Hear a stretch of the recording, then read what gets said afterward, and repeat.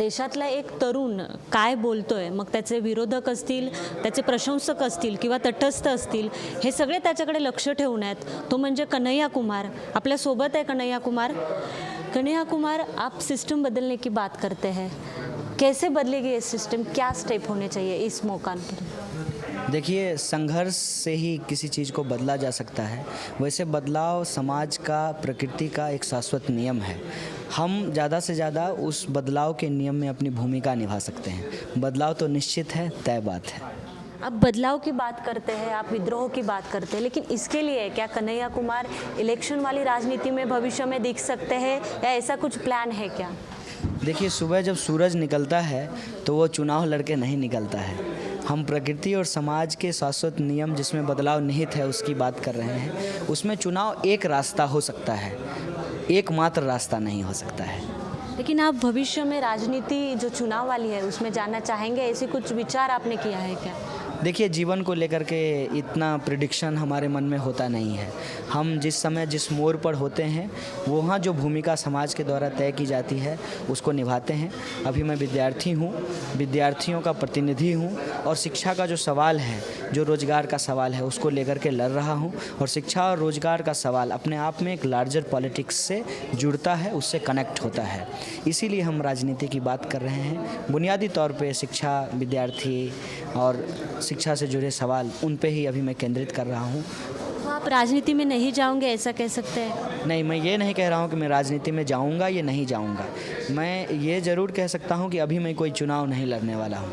जब हम राजनीति में चुनाव के बाहर होते हैं तब भी राजनीति में होते हैं। आपने राजनीति, चुनाव के बाहर वाली राजनीति की बात की है, लेकिन एक जो है कि एक जैसे कम्युनिस्ट बोलते हैं कि कांग्रेस और बीजेपी एक जैसे है, लेकिन उनके अलावा जो कम्युनिस्ट, लेफ्टिस्ट का जो हमारे पास ऑप्शन है, उनकी ताकत इतनी अभी देश में नहीं है। तो आप क्या देखते हो, कैसे देखते हो इस तरफ? देखिए, कम्युनिस्ट, बीजेपी, कांग्रेस, मुझे इन बातों से ज़्यादा कुछ लेना देना नहीं है।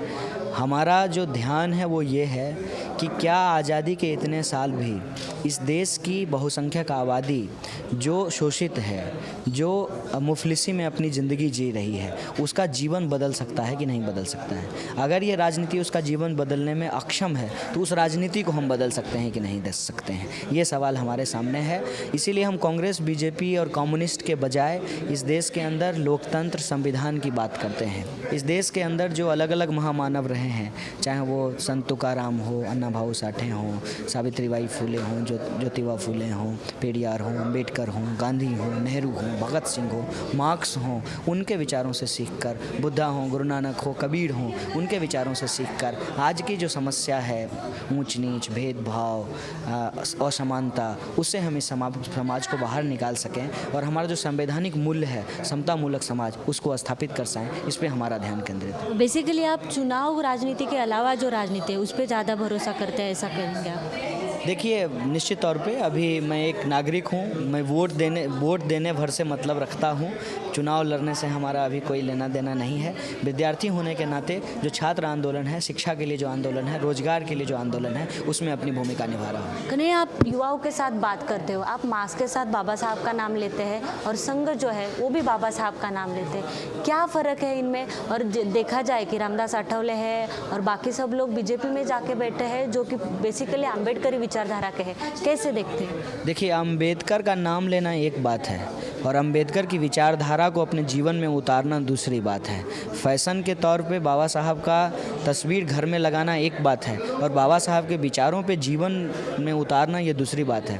अगर संघ बाबा साहब का नाम ले रही है तो संघ जो है वो बोले बीजेपी को कि रोहित एक्ट को लागू किया जाए, इस देश के अंदर जो कास्ट डिस्क्रिमिनेशन है उसको लेकर के कड़े कानून बनाया जाए, हर सेक्टर में रिजर्वेशन को लागू किया जाए। इन सवालों को अगर वो नहीं कर रही है, इसका मतलब वो बाबा साहब को कह रही है लेकिन बाबा साहब को जीवन में उतार नहीं रही है। उनको बाबा साहब का नाम लेकर के जो बाबा साहब को मानने वाले लोग हैं उनका वोट तो चाहिए, लेकिन बाबा साहब के जो विचार हैं, मनुस्मृति को खारिज करना, ब्राह्मणवाद को खारिज करना, पूंजीवाद को खारिज करना, वो नहीं चाहते हैं। वो देश में स्टेट सोशलिज्म की बात नहीं करना चाहते। अभी आपके ऊपर राष्ट्रद्रोह का आरोप है, आप कैसे साबित करोगे कि आप देशभक्त हैं? क्या सोचा है? मेरे ऊपर राष्ट्रद्रोह का नहीं, राजद्रोह का आरोप है और ये आरोप है क्योंकि झूठ को सच साबित करना बहुत मुश्किल होता है।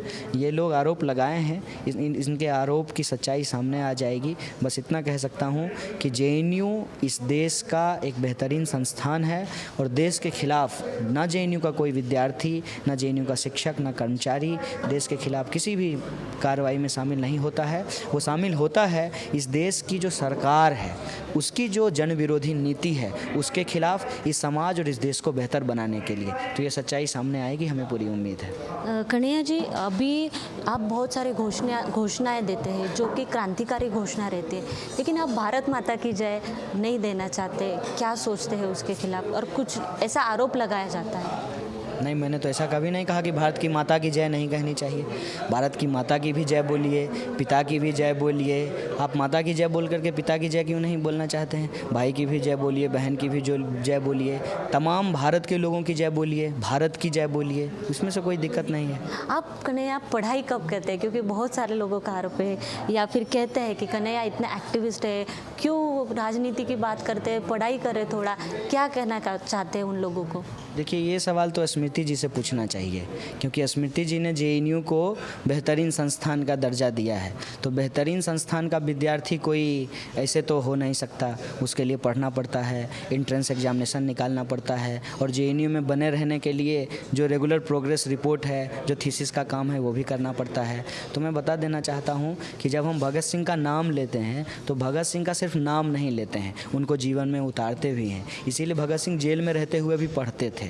तो पढ़ाई हमारे लिए कोई अलग से काम नहीं है, वो हमारे जीवन का हिस्सा है। आपसे बात करते हुए भी हम पढ़ रहे हैं। दुनिया हमारे लिए टेक्स्ट है, इस टेक्स्ट से हम रूबरू होते हैं, सीखते हैं, और उसी के आधार पे हम अपने शोध कार्य को पूरा करते हैं। एक आखिरी सवाल कन्हैया, आप अभी जो पुणे में सभा है, मुंबई में हुई है, नागपुर के, ये सब बातों का अभी जो इलेक्शंस है उसमें जो राजनीति के तौर पे देखा जाए तो उसका जो फ़ायदा है वो कांग्रेस को ज़्यादा होने वाला है, क्योंकि बीजेपी के खिलाफ, संघ परिवार के खिलाफ आवाज़ उठाते हैं। क्या आपको ऐसा लगता है कि राजनीति चुनाव में ये फ़ायदा जो है वो कांग्रेस को होने वाला है? देखिए, हम बीजेपी के नुकसान और कांग्रेस के फ़ायदे के लिए कुछ नहीं कर रहे हैं। कोई पॉलिटिकल पार्टी अगर हमारे मूवमेंट में आ रही है तो वो एक मुद्दे पे आ रही है, और मुद्दा इस देश को बचाने का है, संविधान को बचाने का। ऐसा नहीं है कि हम कांग्रेस को क्लीन चिट दे रहे हैं बीजेपी के खिलाफ। हमको लगता है कि तमाम तरीके की पॉलिटिकल पार्टीज़ का फ्लॉज रहा है, उस फ्लॉज को हम समझते हैं। आज हमारे सामने हमारा मुद्दा महत्वपूर्ण है, हमारी लड़ाई महत्वपूर्ण है, और वो लड़ाई इस देश और संविधान को बचाने की लड़ाई है। धन्यवाद कन्हैया हमारे साथ बात करने के लिए. तर हा होता कन्हैया कुमार. आणि आत्ता तरी तो मुद्द्यांचं राजकारण करू पाहतोय, देशातले वेगवेगळे प्रश्न आहेत त्यांचंच राजकारण करू पाहतोय. सध्या तरी तो निवडणुकीच्या राजकारणात उतरणार नसल्याचं त्यांनी आपल्याला सांगितलंय. मुंबईहून व्हिडिओ जर्नलिस्ट राजेश शेळगावकरसह सोनाली शिंदे, महाराष्ट्र वन.